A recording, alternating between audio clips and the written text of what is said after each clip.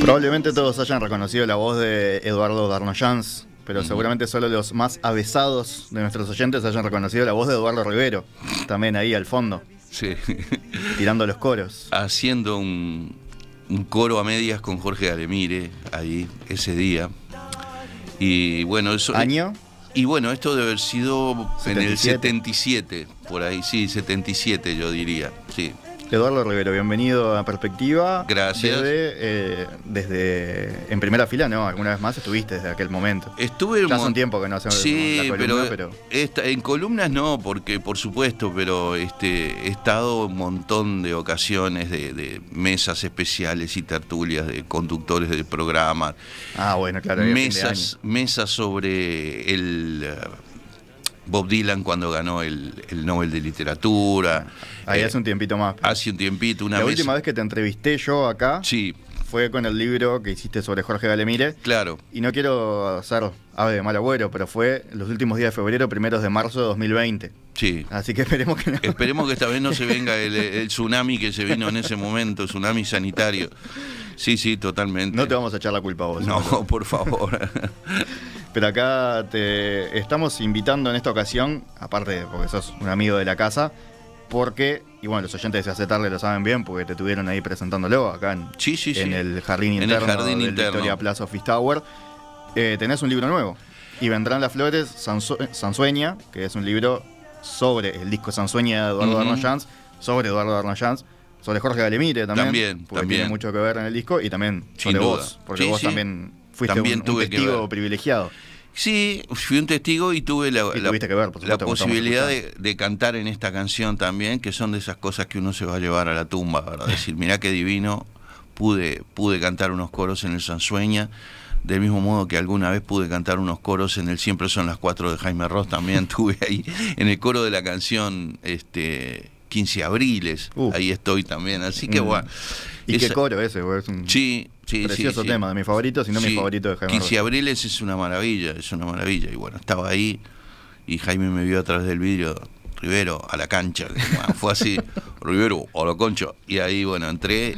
Es eso de estar en el lugar y en el momento justo, tenés que tener un poco de suerte y a veces estas cosas pasan. Vos tuviste bastante suerte, sí, es así. Aunque no, a ver, de decir suerte capaz que es rebajarte. Vos eras parte de una serie de espectáculos que hacían, de los cuales hablamos cuando hablamos del libro de Galemire, pero claro. Vos tenías tu dúo con Jorge Galemire, con quien eran amigos desde muy chicos, ¿no? Desde el liceo, y con Jorge tuve hasta que él murió 50 años de amistad. Casi 50 años, 48 creo que fueron, y con Eduardo, bueno, como 36 años de amistad también. Contás un poco de cómo vos y Galemire lo conocieron medio que a la vez, ¿no? A Darnoyans, que era un músico que venía del interior del país, ¿no? De Tacuarembó. Venía de Tacuarembó. Y lo conocieron como fans. Casi sí. Coincidimos en un espectáculo que se hacía en el Teatro Galpón en el año 71 y en la prueba de sonido entramos y lo vimos cantar y fuimos fulminados por un rayo, porque es una de esas raras ocasiones en que descubrís a un artista que no se parece a nadie, sino a él. Él no cantaba como nadie, no componía como nadie, no escribía letras como nadie, era absolutamente personal.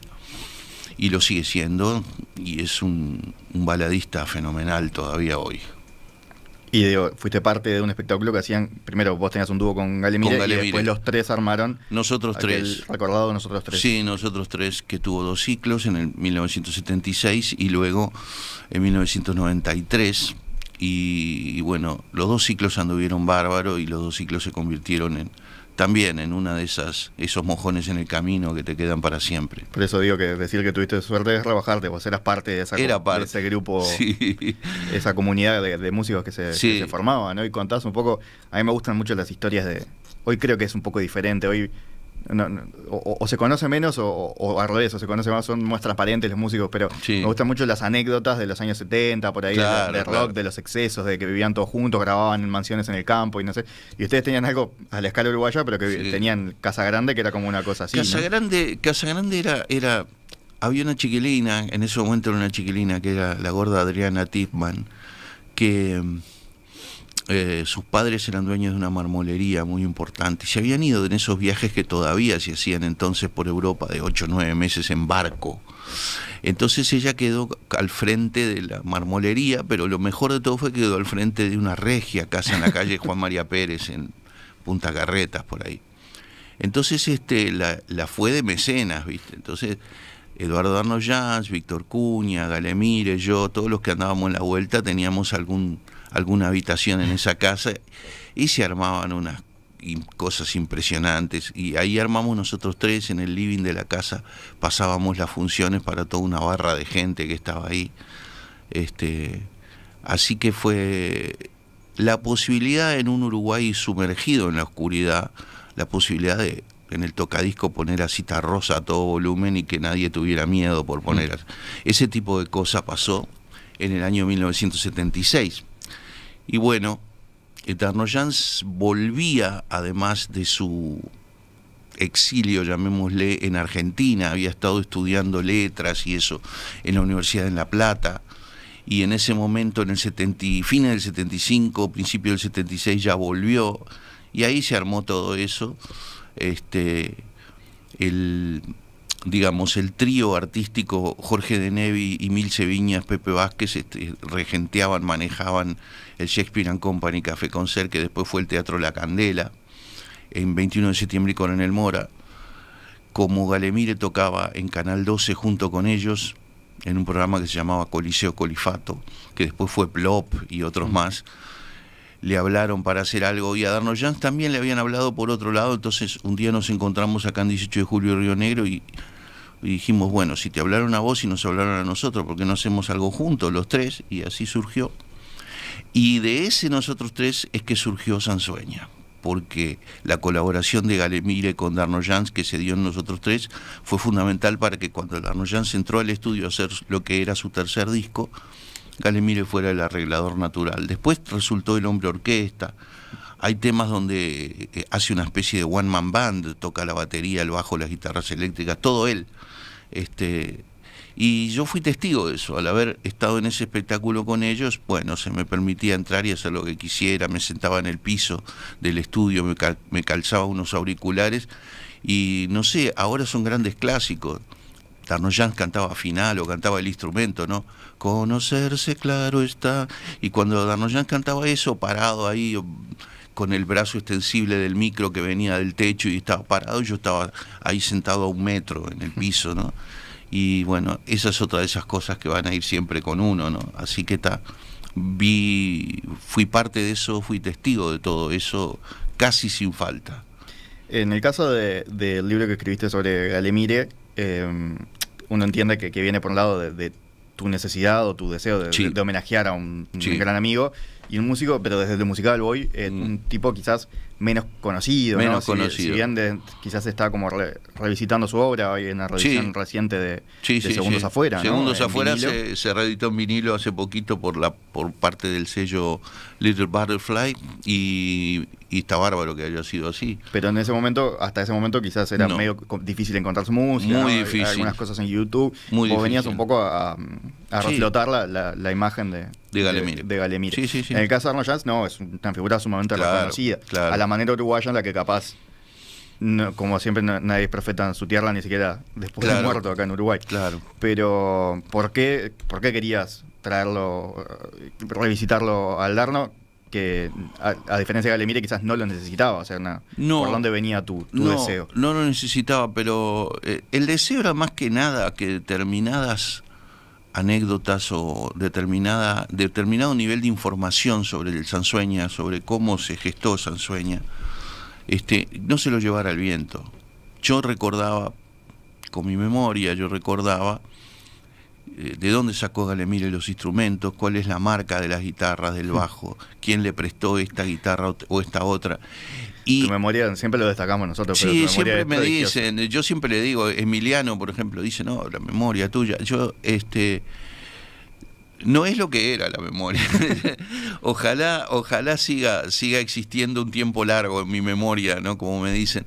Pero el hecho es que yo me recuerdo todas esas cosas, y me pareció que era un buen aporte para el Sansueña, que es un gran clásico de la música uruguaya, que no se la llevara el viento esa información y que se pudiera decir, bueno, en final que hay una guitarra de cuerdas de acero, tum, tum, tum, tum, turu, tum, tum, tum, tum, tum, tum. Bueno, esa guitarra era de Chango Figueredo, era una guitarra brasilera de cuerdas de nylon a la que Galemire le sacó las cuerdas de nylon y le puso cuerdas de acero y la transformó en una guitarra folk. No fue grabado con una de estas guitarras Taylor que se usan ahora que cuestan $4.000, sino que fue hecho con una guitarra que se caía a pedazos. Pero era tan bueno el músico que suena increíble esa parte del arreglo de guitarras de final, cápsulas, como te digo, bajo, batería, 2 guitarras eléctricas, todo tocado por el mismo tipo. Es increíble. Hay una cosa que vos comparás en el libro, Darno Jans como un músico casi folclórico, ¿no? Hasta ese momento, el tipo que tocaba con la guitarra acústica. En nosotros tres ni siquiera tenían amplificación, ¿no? No. O sea, siempre nada. Una cosa muy folk. Era como tocar en un living, así, con la gente sentadita al lado. No. Y lo comparás vos con, perdón que te interrumpa, pero con Dylan, ¿no? Es eso. Con un músico que viene de ese plano, ¿no? Con su guitarra y su voz, que de golpe se electrifica. Claro, Dylan se electrificó en un festival de Newport de folk y tal, y la gente esperaba al trovador con la guitarrita y la armónica en ese soporte para la armónica. Una de las historias más famosas de la música de los años 60, ¿no? Que le gritan Judas. Judas, fue a Inglaterra, en ese momento también le gritaban Judas, porque el tipo, bueno, había presenciado el advenimiento de los Beatles y había presenciado el advenimiento de la banda Los Byrds, que hacía el repertorio de Dylan con instrumentación eléctrica. Acá pasó un poco eso. Darno Jans tenía 2 discos previos, que era Canción del Muchacho y Las Quemas, que eran una guitarreada interminable, pero guitarreada de viola de cuerda de nylon, bien tocada, porque ahí estaba Carlitos da Silveira, estaba Eduardo Larbanoa, que era muy joven en ese momento. Estaba bárbaro. Pero el Darno venía del Britpop de los 60, el Darno venía de Beatles, venía de Donovan, venía de Dylan, y de algunas otras influencias menos famosas, como el cantautor francés Antoine, que a él le encantaba. Y Galemire le dio eso a Darno Jans, le dio la posibilidad de tener sonidos de guitarra eléctrica y de rock y de pop y demás, que hasta ese momento no tuvo. Entonces, por eso Sansueña es un disco tan fundamental, tan fundacional también, porque significó una vuelta de tuerca en la carrera de Darno Jans muy, muy importante, estilísticamente. Así que bueno. ¿Cuánta gente había haciendo rock acá en ese momento? Había. Pero no muchos. Había habido una ola de canto popular, ¿no? Que se todavía se diferenciaba. Claro, ¿no? Todavía no había llegado el canto popular. Viene un poquito después. Canto popular, canto popu, claro. Digamos. Aquello de Abel García, Surcos, Pareceres, todo es el grupo vocal Universo, ¿no? Todo eso estaba por llegar todavía. Digo, pero lo que voy es que había como un contraste entre gente que veía rock como algo extranjero, ¿no? Claro, todavía, acá hubo unas discusiones muy bizantinas, con gente que afirmaba que la guitarra eléctrica era un instrumento foráneo, como si la guitarra española hubiese sido inventado por los charrúas, los guenoas o los boanes. Y ocurrió algo maravilloso una vez acá, con todo eso de que el rock era foráneo y que la guitarra eléctrica era foránea. Porque siempre hubo en el Uruguay gente más realista que el rey en ese sentido. Y cuando vino el cambio político y subió el gobierno colorado de 1985, hicieron una enorme fiesta con varios escenarios en 18 de julio, uno en la Plaza Cagancha, otro por el Obelisco y otro por acá. Acá digo la Plaza Independencia. Y vinieron los cubanos Silvio Rodríguez y Pablo Milanés con bandas eléctricas.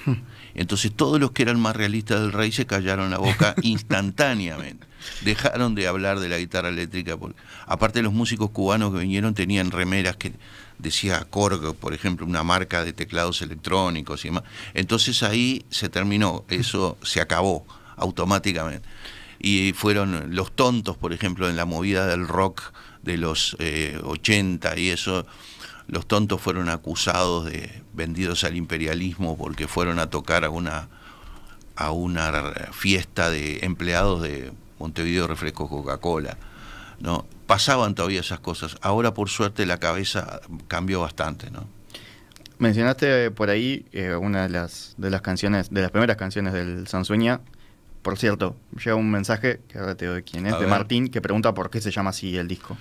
Sansueña es una creación fantástica, la palabra Sansueña. Se llama así porque eso lo inventó el bocha Washington Benavides. Es decir, en la canción Los Reflejos del disco Sansueña dice,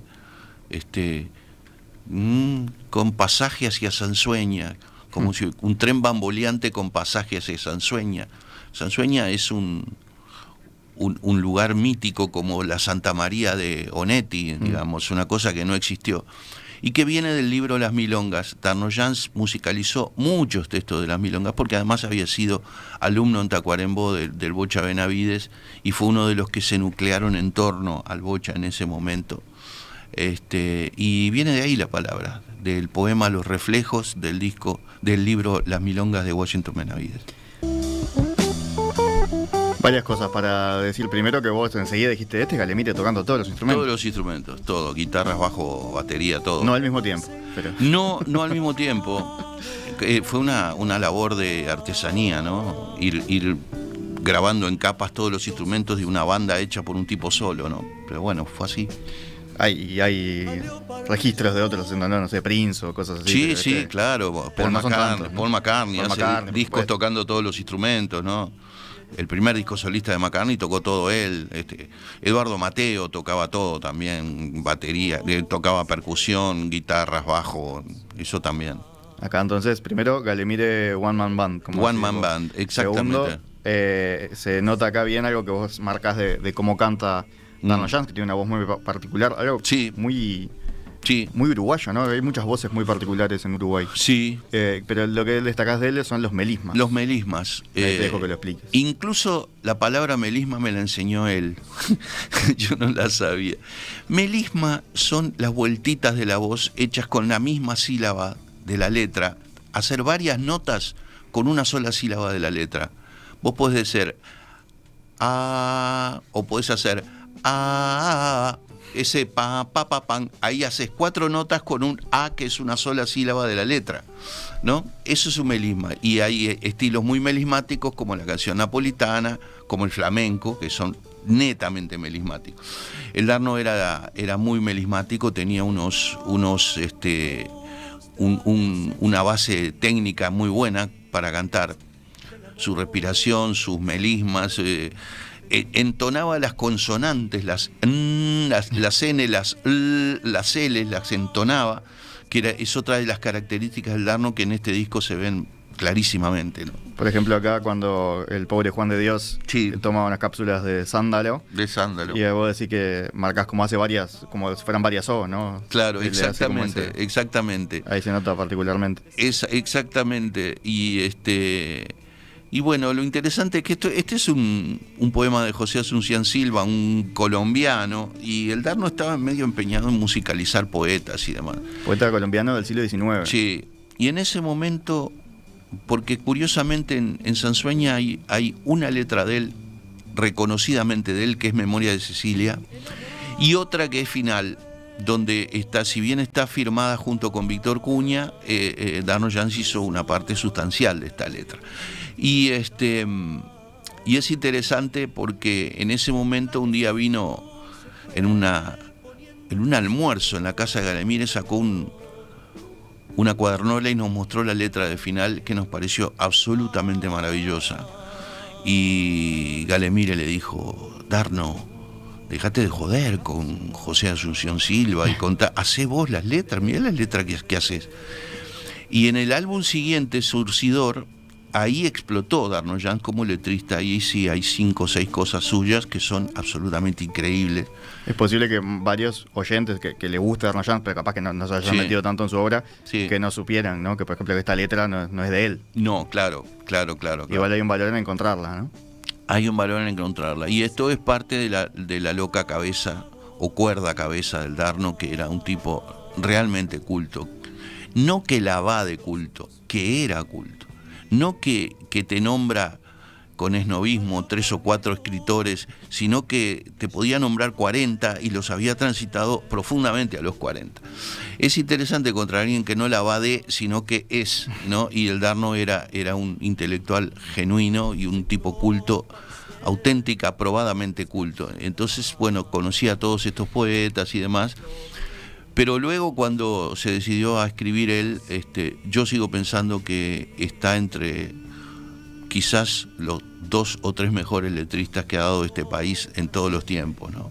Hay letras de él como en el álbum siguiente, Pago, que es una milonga donde es acompañado por Fernando Cabrera y que él le dedicó a su padre, que era médico rural, que es un texto absolutamente estremecedor, increíble, ¿no? Ese era un talento polifacético, lo hacía todo. Eldarno lo hacía todo bien, cantaba bien, hacía lindas melodías, letras impresionantes, es decir, era un artista completo. En el caso de Cápsulas, por eso la quería traer particularmente, es porque también se asocia con Eldarno una cosa oscura, depresiva. Sí. Y sí, este tema, ayer cuando le comenté, tengo una amiga, ex compañera de la radio, que vos por supuesto sí. conocés, que es Candela Stewart, sí. Que Cande es muy fan de este disco, y cuando le comenté ayer que íbamos a hacer esta nota, me dijo, que bueno, no escuches Cápsulas. No escuches Cápsulas. Si estás mal, no escuches Cápsulas. Es suicida, o sea... Es un tema literalmente suicida. Literalmente suicida. Eldarno muchas veces transitó temáticas medio suicidas en las letras, medio nihilistas, medio... Bueno. Lo curioso de todo esto es que él... A ver, ¿cómo decirlo? Eldarno tenía un alter ego. Eduardo tenía un alter ego que era Eldarno. Eldarno era su personaje público. Y yo tuve la suerte de conocerlos a los dos, a Eldarno y a Eduardo. Eduardo, él como tipo, era una de las personas más graciosas y divertidas que yo he conocido en mi vida, y no tenía nada que ver con ese cuervo negro posado en un sepulcro en un atardecer lluvioso. No, Eldarno era una persona que respiraba vida y que era muy divertido al trato, pero muy divertido. Un esteta decadente, como él tiene una foto con un graffiti que decía Darno Jans esteta decadente, así, tenía como esa imagen, ¿no? Sí, yo suelo contar una pequeña anécdota muy breve. Íbamos a ir a tocar a Fray Ventos y Eldarno se quedó a dormir en mi casa. Entonces estábamos en el cuarto. Había que levantarse a las 6 de la mañana para ir a tomar el ómnibus. Y eran las 4 y seguíamos conversando, imagínate. Además teníamos 20 y pico de años, qué sé yo. Y le digo, che, vamos a apagar la luz. Bueno, como a las 4 de la mañana apagamos la luz. Pasaron unos 5 minutos de silencio y de repente se escucha la voz del Eldarno en la más absoluta oscuridad. Dice, Rivero, ¿te pusiste a pensar que mientras que estamos acá por dormir, en los intersticios de las paredes, de sus cuevitas, nos miran millones de ojos de insectos, nos están mirando? Y ese era él, ¿verdad? Ese era él. No podía ser sino original en todo lo que decía. Sí, parece que escuchamos ahora la última estrofa, que es donde se ve eso suicida, sí. Pero creo que también tiene humor, tiene un cierto humor negro. Tiene un cierto humor negro la cápsula, sí. Se puso a leer a Schopenhauer. Schopenhauer. Y se curó con las cápsulas de un fusil. Es suicida, pero. Es suicida, pero. No diría que es una canción bajón, ¿no? No. Para el que disfruta del humor negro, te puede llegar a sacar alguna risita, te diré. No, para nada. Y se ve ahí bien como eso de lo que decías de la cene y la cena. Sí, todo eso está clarísimo ahí. Su canto melismático y de vocales entonadas está clarísimo ahí. Para vos entonces, una oportunidad esto de reivindicarlo al Darno, sí. De sacarlo de esa imagen de también, de pronto el libro en ese tiene una segunda intención medio solapada, que es eso, ¿no? Que haya algún tipo de anécdota y de cosas que saque al Darno de esa especie de leyenda negra que tiene, en la que mucha gente cree, mucha gente cree que realmente era así, que era un suicida total y qué sé yo. Él venía de una familia muy suicida y muy complicada, ¿no? Abuelos, tíos, madre, hermana, había toda una problemática muy compleja ahí. Eso es verdad. Pero era tan inteligente el tipo que, como era muy inteligente, tenía mucho sentido del humor, que yo creo que es una prerrogativa de la persona inteligente, ser gracioso, observador y gracioso, y eso fue lo que pasó. De las canciones que trajiste, tenemos que hacer una pausa. De las canciones que trajiste, ¿cuál te gusta ahora para irnos? Me gusta Final. Para irnos, está bueno poner Final. Es la primera canción del disco. Es la primera canción del disco se llama Final, y esa es su letra, y es algo impresionante. Una letra original del Darno. Sí, sí, sí. Y ahí además está la guitarra de Galemire, esa guitarra acústica inventada que es algo increíble. Gracias, Eduardo, por traernos al Darno, dice Ana Inés. Muchas gracias, Ana Inés. Qué placer escuchar al Darno, Galemire y a Rivero. Me cargaron de energía en la mañana, dice Marcelo. Y acá tenemos un testimonio, ya que este libro tiene, de hecho, parte del subtítulo es un testimonio. Sí, ¿no? Un testimonio, claro. Dice el nombre, Marta. Dice Marta, soy amiga de la tía Graciela del Darno. Sí. Y lo conocí a este genio, estoy feliz con este programa. Es tal como lo dice él, dice por vos, ¿no? Por sí, Eduardo. Tal como lo dice Eduardo, es tal cual. No daba tristeza hablar ni escucharlo. Su voz es única y cuenta una historia. Estábamos ya hace mucho tiempo en una confitería y dijimos una frase y él anotó algo que dijimos. Escuchaba mucho, dice. Seguro que ahí cuando la inspiración Totalmente. No se te puede escapar, la tenés que anotar en algún lado. Totalmente. Eduardo, si bien estamos hablando de Y vendrán las flores, Sansueña, este libro que editaste ahí sobre fines del año pasado. Sí. Que es un libro sobre un disco, pero también es una biografía, biografía, ¿no? De Darno Jans, de Galemire y de tus memorias, como decíamos al principio. También, si bien ahora estás unos días descansando y te trajimos acá a la radio.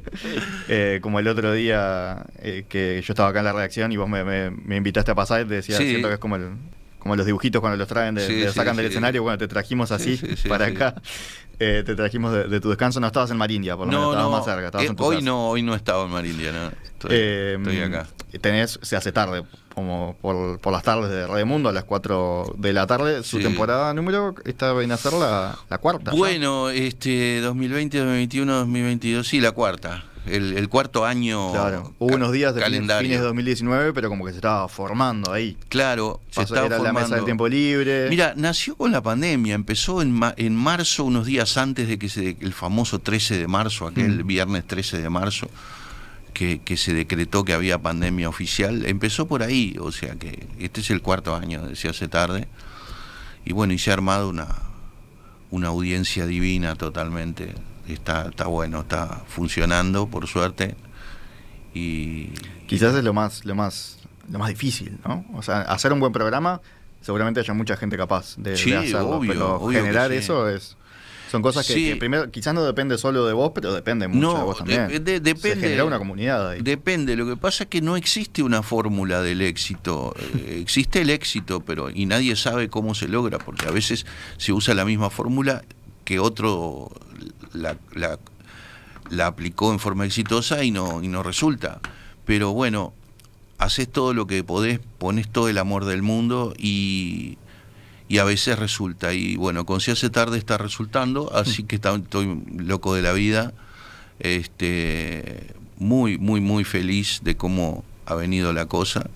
Lleva mucho esfuerzo, hay que meter mucho pienso para decir, bueno, a ver qué hago ahora, con qué puedo sorprender a los oyentes, con qué puedo no aburguesarme y no descansarme en los laureles de determinadas fórmulas. Sorprendente cómo le seguís encontrando vueltas a los Beatles. También. Porque tenés fijo, tenés el tiempo de Beatles los viernes. El tiempo de Beatles los viernes, y siempre hay que buscar una manera de presentar a los Beatles con tomas de desecho, con los libros, los shows en vivo, las películas, y siempre hay un costado nuevo para hincarle el diente a eso. ¿Le seguís encontrando cosas nuevas vos o ya te las tenés de atrás para adelante? No, siempre aparece algo nuevo, siempre puede aparecer algo nuevo. Por decir algo, el documental de como 5 horas de Get Back que salió el año pasado. Más de 5 horas. Más de 5 horas, hay muchísimo de nuevo que nunca habíamos visto ni sabíamos que existía. Esa fue la última vez que te entrevisté, ahora que me había olvidado de eso. Sí, con el Get Back. Sí, totalmente. Tremendo documental. Capaz que para obsesivos de los Beatles, ¿no? Totalmente, no es para todo público, eso hay que decirlo, es para el que esté por dentro del tema, ¿no? Pero si estás por dentro del tema te parte la cabeza, es maravilloso. Así que, bueno, ahora descansando y a partir del miércoles de la semana que viene retomando acá en este mismo estudio. Se hace tarde de 4 a 6, de lunes a viernes. Decías que no te querías aburguesar, ¿tenés alguna cosa nueva? Hay cosas nuevas. Siempre tenés una grilla de espacios de, bueno, los lunes hago esto, los martes hago esto. Y ahora pusimos algunas cosas sobre barbaridades idiomáticas que todos cometemos y reglas idiomáticas. Hay un sector de frases célebres, de gente célebre. Hay un sector para bucear en el idioma uruguayo, que es netamente uruguayo, y decir expresiones como lo que mata es la humedad, o más viejo que el agujero del mate, o del tiempo del ñaupa, o todas esas cosas que decimos los uruguayos. Algunas decíamos, porque algunas son venerables old hits, ¿verdad? Otras todavía siguen usando. Y bueno, algunas decimos sin tener ni idea. Yo el año del ñaupa a veces la digo en chiste y no tengo ni idea de lo que estoy diciendo. ¿De dónde viene? Para nada. Cuando hacemos lo de la frase célebre siempre agregamos una información sobre el autor de la frase, una mini biografía ahí que creo que hace a la cosa también. Así que bueno, es muy divertido de preparar todo eso y cuando ves que con la gente funciona es genial. Dice, por ejemplo, Iris Beatriz, que esta creo que es de tus oyentes más importantes. Sí. Dice, merecida entrevista al polifacético comunicador Eduardo Rivero, que nos atrapa por las tardes con buena música, entretenimiento, relatos ricos en minuciosos detalles. Y agrega, sus libros representan su amor por la música y el gran afecto y admiración hacia sus compañeros de juventud. Gracias al joven y prometedor integrante de Radio Mundo que oficia entrevistador. Bueno, gracias. Pensé que era por vos lo de joven. Lo de joven no era por mí, no era por mí lo de joven. Si no, no lo hubiera leído. Pero bueno, gracias también, Iris, por el mensaje. Uno de los Yo me siento joven, no digo de acá Pando, de acá a la Coronilla me siento joven, pero acá el único joven es Gastón. Cada vez menos igual, te digo. Cada vez menos. Está bien. Pero me estabas contando, Eduardo, ahí en la tanda que hicimos recién, que ya estás pensando en un próximo libro, ¿no? Sí, estoy con un libro sobre el quinto, que fue un capítulo para muchos desconocido, para otros un capítulo fundamental de la música popular uruguaya, la primera banda de fusión afro-uruguaya, la primera banda de rock donde estuvo Rubén Rada, Eduardo Mateo, Urbano Moraes y demás, y yo llegué a verlo al quinto en persona cuando yo tenía unos 16 años, y también ese son un montoncito de recuerdos que no quiero que se lo lleve el viento, pasa lo mismo. Así que bueno, estoy con eso. ¿Estás con ganas de escribir ficción en algún momento? El berretín de escribir ficción, porque tengo 5 libros publicados, pero todos de crónica musical y todo esto, que es un territorio donde yo me muevo muy cómodo, me gusta mucho, pero quiero probar algo. Vamos a ver qué pasa. Así como no querés que se pierdan los recuerdos, tampoco tenés por qué dejar que se pierdan, ¿viste? ¿Te acordás de Blade Runner? Blade Runner, sí, claro. El último dice, las memorias se pierden como lágrimas en la lluvia. Claro. Y bueno, las imaginaciones, las cosas así también. Sí, obvio. No hay que quedarse con las ganas. No, claro que de estampar esas cosas en el papel. Claro que no. Y vendrán las flores, Sansueña, Eduardo, ¿por dónde se puede conseguir? ¿En librerías? Está en las librerías, yo lo he visto en vidrieras de librerías céntricas y demás. Editado por Perro Andaluz, al igual que el libro de Galemire. Al igual que el libro, es la primera vez de mis 5 libros, es la primera vez que repito la editorial. Porque tuve otras editoriales como Fin de Siglo, como Ediciones de la Plaza y demás, como Linardi y Rizzo, que me sacaron libros, pero bueno, esta es la primera vez que repito la editorial, que hago 2 libros con la misma editorial. ¿Y estás contento? Porque el tercero ya lo estás pensando por ahí también. Sí, también, sí, ya es un acuerdo con Perro Andaluz, así que gente amiga, así que bueno. Te iba a decir para cerrar ahora la entrevista con la canción que más conozco yo de este disco, que creo que es el hit, ¿no? Probablemente uno de los hits. Sí, sin duda, es la canción más conocida de este disco, es el instrumento. ¿La que abre el lado B? ¿O estoy mal? Sí, y es otro de los poemas de Washington Benavides del libro Las Milongas. Yo te decía que lo conocí el instrumento por la versión que hacían después los Buitres. Sí, claro. Delatando quizás mi edad, pero bueno. No, está bien. Es así, tal cual. Pero que es una linda versión también. Me alegro que hayan versionado este tema, me parece bárbaro. Algo que no dijimos, que queda para comentar así breve, pero vos en este disco, si bien este libro, perdón, es un libro que tiene mucho de memoria, también tiene de crítica musical. Sí, tiene. Y vos, por ejemplo, sobre ese tema puntualmente, criticás la mezcla, ¿no? Que tiene como poco power. Claro, debió tener más porque yo recuerdo cómo sonaba en el estudio y en el disco no suena como sonaban en los parlantes del estudio, era una cosa impresionante. Y Galemire metió unas guitarras eléctricas que debieron tener un plano mucho más fuerte y demás, pero bueno, está. Porque es un tema que tiene rock, por eso Tiene también rock, lo agarran los Buitres. Claro, ¿no? sí, tiene rock. Ahí de nuevo está Galemire con la batería, el bajo, las guitarras, todo ahí, así que está. Eduardo, aunque estás de licencia, igual de hoy de tarde te pueden escuchar. Sí, porque está saliendo toda una selección de los programas de Tiempo de Beatles de los viernes, un compilado de todo eso está saliendo de acá hasta el martes que viene. Así que los que tengan ganas de darse una panzada de los 4 de Liverpool pueden hacerlo. Hoy de tarde a las 4 aquí en Radio Mundo 1170M. Y si quieren darse una panzada, darnos chance, puedan buscar Y vendrán las flores, Sansueña en librerías. Eduardo, muchas gracias. Bueno, gracias a vos, Gastón.